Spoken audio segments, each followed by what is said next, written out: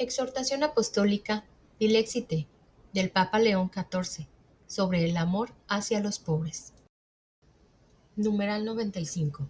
Resulta que en el vigente modelo exitista y privatista no parece tener sentido invertir para que los lentos, débiles o menos dotados puedan abrirse camino en la vida. La pregunta recurrente es siempre la misma. ¿Los menos dotados no son personas humanas? ¿Los débiles no tienen nuestra misma dignidad?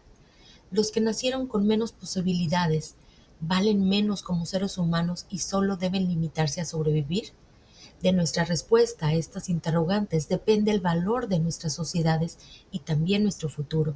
O reconquistamos nuestra dignidad moral y espiritual o caemos como en un pozo de sociedad.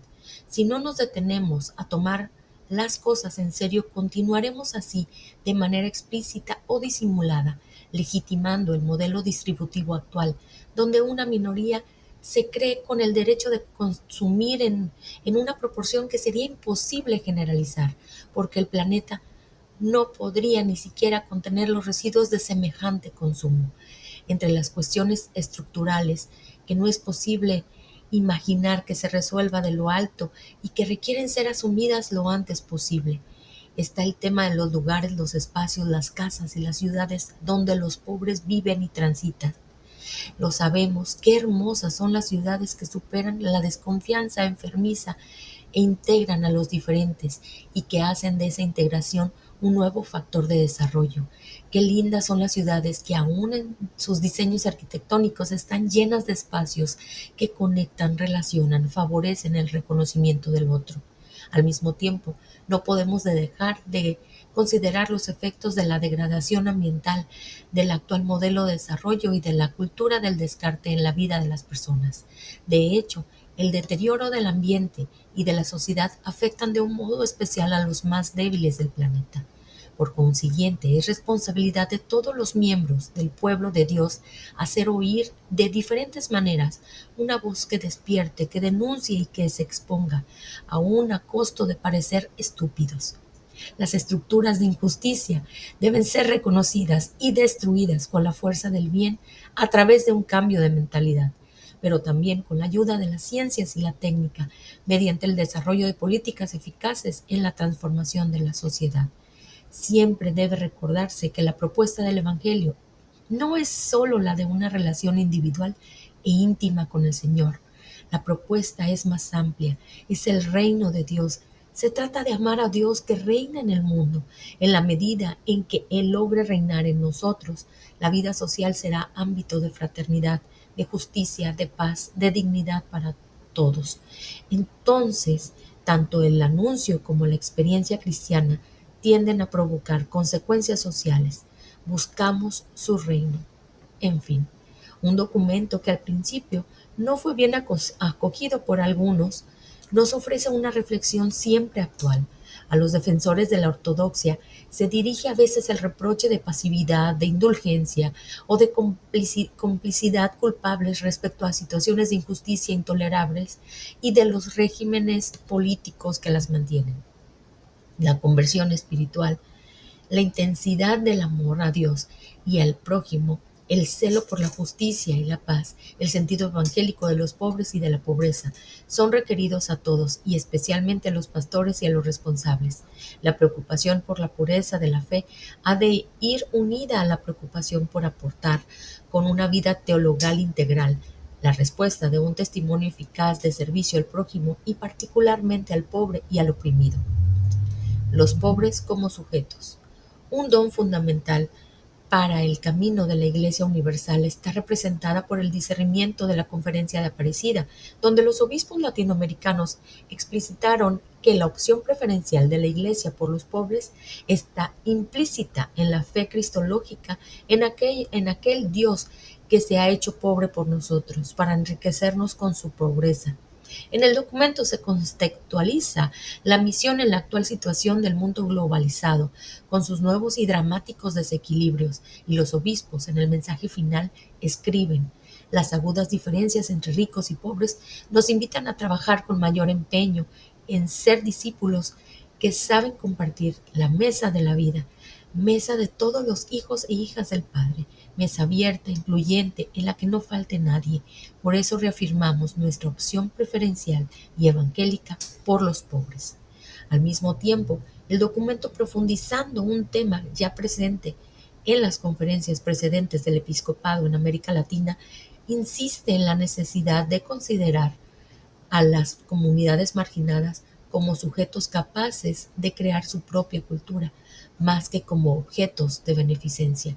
Esto implica que dichas comunidades tienen el derecho de vivir el Evangelio, de celebrar y comunicar la fe según los valores presentes en su cultura.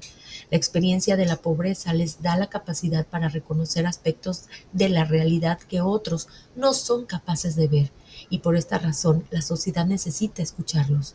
Lo mismo vale para la Iglesia, que debe valorizar positivamente la manera popular que ellos tienen de vivir la fe. Un hermoso texto del documento final de Aparecida nos ayuda a reflexionar sobre este punto, para encontrar la actitud correcta. Solo la cercanía que nos hace amigos nos permite apreciar profundamente los valores de los pobres de hoy, sus legítimos anhelos y su modo propio de vivir la fe. Día a día los pobres se hacen sujetos de la evangelización y de la promoción humana integral. Educan a sus hijos en la fe, viven una constante solidaridad entre parientes y vecinos, buscan constantemente a Dios y dan vida al peregrinar de la Iglesia. A la luz del Evangelio reconocemos su inmensa dignidad y su valor sagrado a los ojos de Cristo, pobre como ellos y excluido entre ellos. Desde esta experiencia creyente compartiremos con ellos la defensa de sus derechos. Todo esto comporta la presencia de un aspecto en la opción por los pobres que debemos recordar constantemente. Esta opción, en efecto, exige de nuestra parte una atención puesta en el otro. Esta atención amante es el inicio de una verdadera preocupación por su persona, a partir de la cual deseo buscar efectivamente su bien. Esto implica valorar al pobre en su bondad propia, como su forma de ser, con su cultura, con su modo de vivir la fe. El verdadero amor siempre es contemplativo, nos permite servir al otro no por necesidad o por vanidad, sino porque Él es bello, más allá de su apariencia. Solo desde esta cercanía real y cordial podemos acompañarlos adecuadamente en su camino de liberación. Por esta razón dirijo un sincero agradecimiento a todos los que han escogido vivir entre los pobres, es decir, a aquellos que no van a visitarlos de vez en cuando, sino que viven con ellos y como ellos. Esta es una opción que debe encontrar lugar entre las formas más altas de vida evangélica. En esta perspectiva, aparece claramente la necesidad de que todos nos dejemos evangelizar por los pobres y que nos reconozcamos la misteriosa sabiduría que Dios quiere comunicarnos a través de ellos. Crecidos en la extrema precariedad, aprendiendo a sobrevivir en medio de las condiciones más difíciles, confiando en Dios con la certeza de que nadie más los toma en serio, ayudándose mutuamente en los momentos más oscuros, los pobres han aprendido muchas cosas que conservan en el misterio de su corazón. Aquellos entre nosotros que no han experimentado situaciones similares de una vida vivida en el límite, seguramente tienen mucho más que recibir de esa fuente de sabiduría que constituye la experiencia de los pobres. Solo comparando nuestras quejas con sus sufrimientos y privaciones es posible recibir un reproche que nos invite a simplificar nuestra vida. Capítulo quinto. Un desafío permanente. He decidido recordar esta bimilenaria historia de atención eclesial a los pobres y con los pobres, para mostrar que esta forma parte esencial del camino ininterrumpido de la Iglesia. El cuidado de los pobres forma parte de la gran tradición de la Iglesia, como un faro de luz que desde el Evangelio ha iluminado los corazones y los pasos de los cristianos de todos los tiempos. Por tanto, debemos sentir la urgencia de invitar a todos a sumergirse en este río de luz y de vida que proviene del reconocimiento de Cristo en el rostro de los necesitados y de los que sufren. El amor a los pobres es un elemento esencial de la historia de Dios con nosotros y desde el corazón de la Iglesia. Prorrumpe como una llamada continua a los corazones de los creyentes, tanto en las comunidades como en cada uno de los fieles. La Iglesia, en cuanto cuerpo de Cristo, siente como propia carne la vida de los pobres, que son parte privilegiada del pueblo que va en camino. Por esta razón, el amor a los que son pobres, en cualquier modo en que se manifieste dicha pobreza, es la garantía evangélica de una iglesia fiel al corazón de Dios. De hecho, cada renovación eclesial ha tenido siempre como prioridad la atención preferencial por los pobres, que se diferencia tanto en las motivaciones como en el estilo de las actividades de cualquier otra organización humanitaria. El cristiano no puede considerar a los pobres solo como un problema social. Estos son una cuestión familiar, son de los nuestros. Nuestra relación con ellos no se puede reducir a una actividad o a una oficina de la iglesia. Como enseña la conferencia de Aparecida, se nos pide dedicar tiempo a los pobres, prestarles una amable atención, escucharlos con interés, acompañarlos en los momentos más difíciles. La transformación de su situación, no podemos olvidar que el mismo Jesús lo propuso con su modo de actuar y con sus palabras. El buen samaritano de nuevo. La cultura dominante de los inicios de este milenio instiga a abandonar a los pobres a su propio destino, a no juzgarlos dignos de atención y mucho menos de aprecio. En la encíclica Fratelli Tutti, el Papa Francisco nos invitaba a reflexionar sobre la parábola del buen samaritano, precisamente para profundizar en este punto. En dicha parábola vemos que frente a aquel hombre herido y abandonado en el camino, las actitudes de aquellos que pasan son distintas. Solo el buen samaritano se preocupa de cuidarlo. Entonces vuelve la pregunta que interpela a cada uno en primera persona. ¿Con quién te identificas? Esta pregunta es cruda, directa y determinante. ¿A cuál de ellos te pareces? Nos hace falta reconocer la tentación que nos circunda de desentendernos de los demás, especialmente de los más débiles. Digámoslo, hemos crecido en muchos aspectos, aunque somos analfabetos en acompañar, cuidar y sostener a los más frágiles y débiles de nuestra sociedad desarrollada. Nos acostumbramos a mirar para el costado, a pasar de largo, a ignorar las situaciones que éstas nos golpean directamente. Y nos hace mucho bien descubrir que aquella escena del buen samaritano se repite también hoy. Recordemos esta situación en nuestros días. Cuando encuentro a una persona durmiendo en la intemperie en una noche fría, puedo sentir que ese bulto es un imprevisto que me interrumpe, un delincuente ocioso, un estorbo en mi camino, un aguijón molesto para mi conciencia, un problema que deben resolver los políticos y quizá hasta una basura que ensucia el espacio público.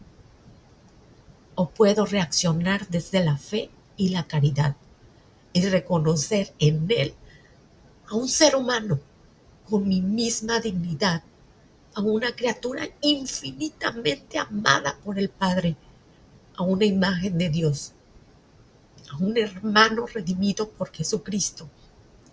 Eso es ser cristianos.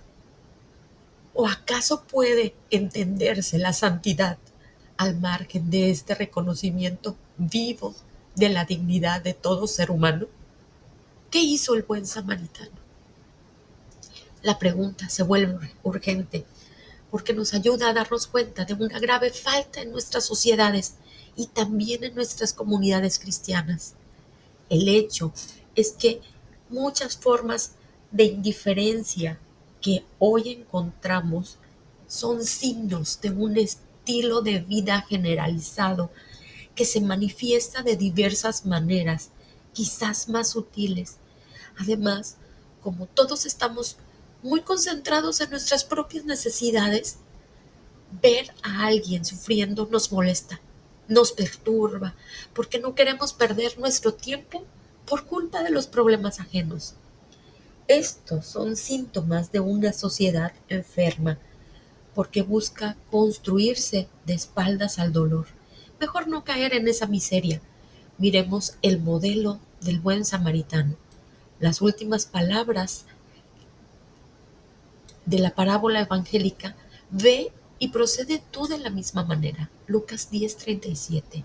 Son un mandamiento que un cristiano debe oír resonar cada día en su corazón. Un desafío ineludible para la iglesia de hoy. En una época particularmente difícil para la iglesia de Roma, cuando las instituciones imperiales estaban colapsando bajo la presión de los bárbaros, San Gregorio Magno amonestaba a sus fieles de este modo: todos los días, si lo buscamos, hallamos a Lázaro, y aunque no lo busquemos, le tenemos a la vista. Ved que a todas horas se nos presentan los pobres, y que ahora nos piden ellos, que luego vendrán como intercesores nuestros. No perdáis el tiempo de la misericordia, no hagáis caso omiso de los remedios que habéis recibido. No sin valentía.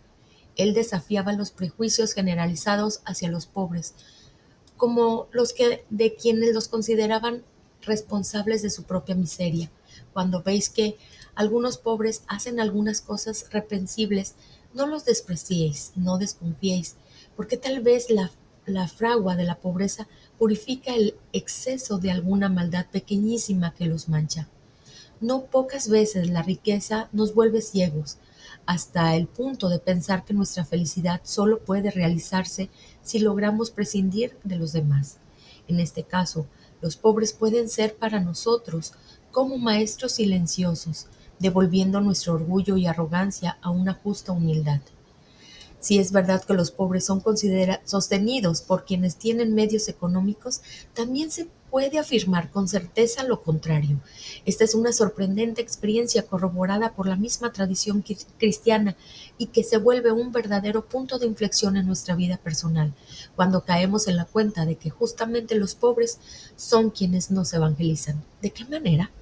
Los pobres en el silencio de su misma condición nos colocan frente a la realidad de nuestra debilidad. El anciano, por ejemplo, con la debilidad de su cuerpo, nos recuerda nuestra vulnerabilidad, aun cuando buscamos esconderla detrás del bienestar o de la apariencia. Además, los pobres nos hacen reflexionar sobre la precariedad de aquel orgullo agresivo con el que frecuentemente afrontamos las dificultades de la vida. En esencia, ellos revelan nuestra fragilidad y el vacío de una vida aparentemente protegida y segura. Al respecto, volvemos a escuchar estas palabras de San Gregorio Magno. Nadie, pues, se cuente seguro diciendo: Ea, yo no robo lo ajeno, sino que disfruto buenamente de los bienes que he recibido, porque este rico no fue castigado precisamente por robar lo ajeno, sino porque malamente reservó para sí solo los bienes que había recibido. También los llevó al infierno esto, el no vivir temeroso en medio de su felicidad, el hacer servir a su arrogancia los dones recibidos, el no tener entrañas de caridad. Para nosotros, los cristianos, la cuestión de los pobres conduce a lo esencial de nuestra fe, la opción preferencial por los pobres, es decir, el amor de la Iglesia hacia ellos, como nos enseña San Juan Pablo II, es determinante y pertenece a su constante tradición. La impulsa a dirigirse al mundo en el actual. No obstante, el progreso técnico, económico, la pobreza amenaza con alcanzar formas gigantescas. La realidad es que los pobres para los cristianos no son una categoría sociológica, sino la misma carne de Cristo. En efecto, no es suficiente limitarse a enunciar en modo general la doctrina de la encarnación de Dios para adentrarse en serio en este misterio. En cambio, es necesario especificar que el Señor se hace carne, carne que tiene hambre, que tiene sed, que está enferma, encarcelada. Una iglesia pobre para los pobres empieza con ir hacia la carne de Cristo. Si vamos hacia la carne de Cristo, comenzamos a entender algo, a entender que es esta pobreza, la pobreza del Señor, y esto no es fácil. El corazón de la Iglesia, por su misma naturaleza, es solidario con aquellos que son pobres, excluidos y marginados, con aquellos que son considerados un descarte de la sociedad. Los pobres están en el centro de la Iglesia, porque es desde la fe en Cristo hecho pobre y siempre cercano a los pobres excluido, que brota la preocupación por el desarrollo integral de los más abandonados de la sociedad. En el corazón de cada fiel se encuentra la exigencia de escuchar este clamor que brota de la misma obra liberadora de la gracia en cada uno de nosotros, por lo cual no se trata de una misión reservada solo a algunos.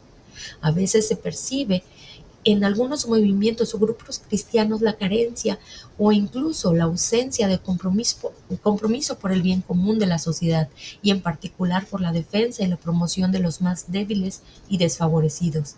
A este respecto, es necesario recordar que la religión, especialmente la cristiana, no puede limitarse al ámbito privado, como si los fieles no tuvieran que preocuparse también de los problemas relativos a la sociedad civil y de los acontecimientos que afectan a los ciudadanos. En realidad, cualquier comunidad de la Iglesia, en la medida que se pretenda sustituir tranquila, sin ocuparse creativamente y cooperar con eficiencia, para que los pobres vivan con dignidad y para incluir a todos, también correrá el riesgo de la disolución, aunque hable en temas sociales o critique los gobiernos.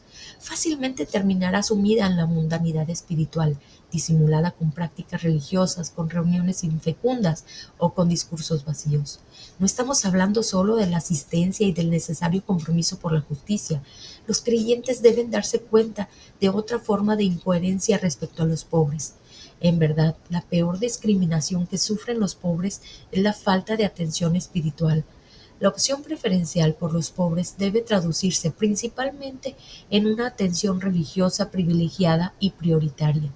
No obstante, esta atención espiritual hacia los pobres es puesta en discusión por ciertos prejuicios, también por parte de cristianos, porque nos sentimos más a gusto sin los pobres. Hay quienes siguen diciendo, nuestra tarea es rezar y enseñar la verdadera doctrina, pero desvinculando este aspecto religioso de la promoción integral, agregan que solo el gobierno debería encargarse de ellos o que sería mejor dejarlos en la miseria para que aprendan a trabajar. A veces, sin embargo, se asumen criterios pseudocientíficos para decir que la libertad de mercado traerá espontáneamente la solución a la pobreza, a los problemas de pobreza, o incluso se opta por una pastoral de las llamadas élites, argumentando que en vez de perder el tiempo con los pobres, es mejor ocuparse de los ricos, de los poderosos y de los profesionales, para que por medio de ellos se puedan alcanzar soluciones más eficaces. Es fácil percibir la mundanidad que se esconde detrás de estas opiniones. Estas nos llevan a observar la realidad con criterios superficiales y desprovistos de cualquier luz sobrenatural, prefiriendo círculos sociales que nos tranquilizan o buscan privilegios que nos acomodan. Aún hoy, dar. Es bueno dedicar una última palabra a la limosna que hoy no goza de buena fama, a menudo incluso entre los creyentes. No solo no se practica, sino que además se desprecia. Por un lado, confirmo que la ayuda más importante para una persona pobre es proveerla de tener un buen trabajo para que pueda ganarse una vida más acorde a su dignidad, desarrollando sus capacidades y ofreciendo su esfuerzo personal. El hecho es que la falta de trabajo es mucho más que la falta de una fuente de ingresos para poder vivir. El trabajo es también esto, pero es mucho, mucho más. Trabajando nosotros nos hacemos más persona, nuestra humanidad florece, los jóvenes se convierten en adultos solamente trabajando. La doctrina social de la Iglesia ha visto siempre el trabajo humano como participación en la creación que continúa cada día, también gracias a las manos, a la mente y al corazón de los trabajadores. Por otro lado, si aún no existe esta posibilidad concreta, no podemos correr el riesgo de dejar a una persona abandonada a su suerte, sino indispensable para vivir dignamente, y por tanto la limosna sigue siendo un momento necesario de contacto, de encuentro y de identificación con la situación de los demás. Es evidente que para quien ama de verdad, que la limosna no exime de sus responsabilidades a las autoridades competentes, ni elimina el compromiso organizado a las instituciones, y mucho menos sustituye la lucha legítima por la justicia. Sin embargo, invita al menos a detenerse y a mirar al pobre a la cara, a tocarle y compartir con él algo de lo suyo. De cualquier manera, la limosna, por pequeña que sea, infunde pietas en una vida social en la que todos se preocupan de su propio interés personal. Dice el libro de los Proverbios: el hombre generoso será bendecido porque comparte su pan con el pobre. Proverbios 22:9.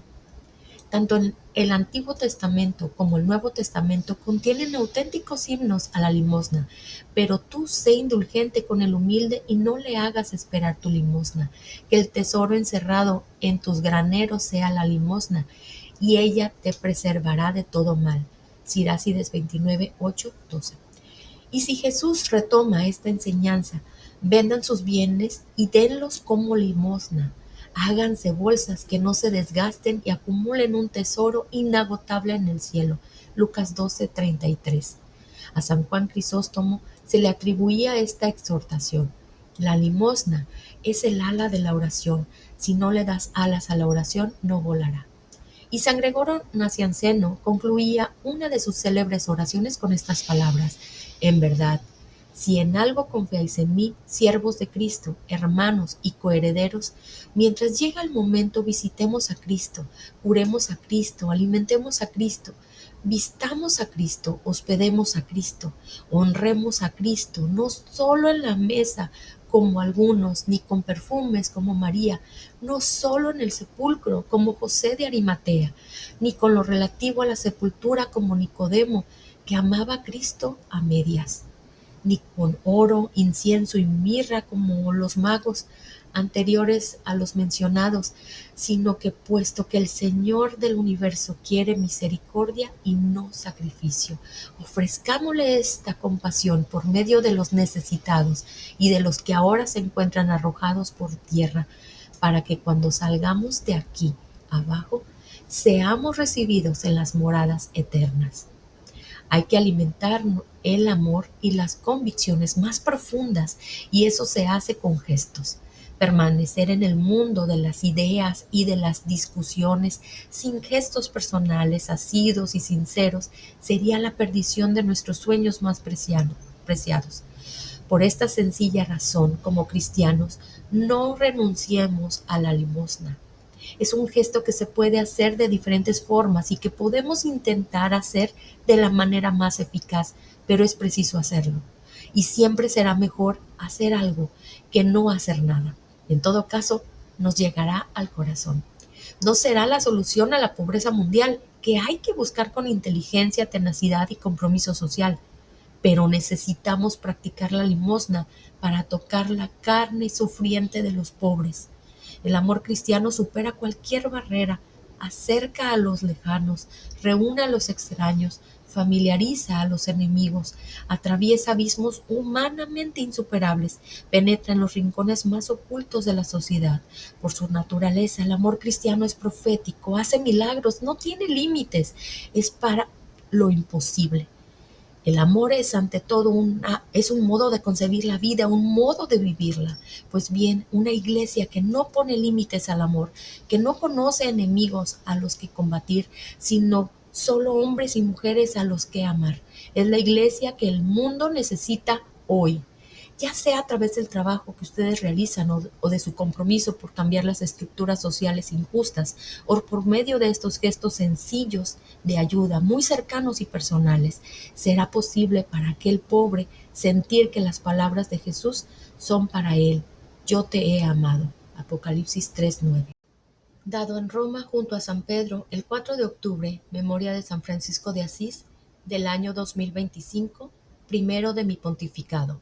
Firma Papa León XIV. De la mano de María al encuentro con Jesús.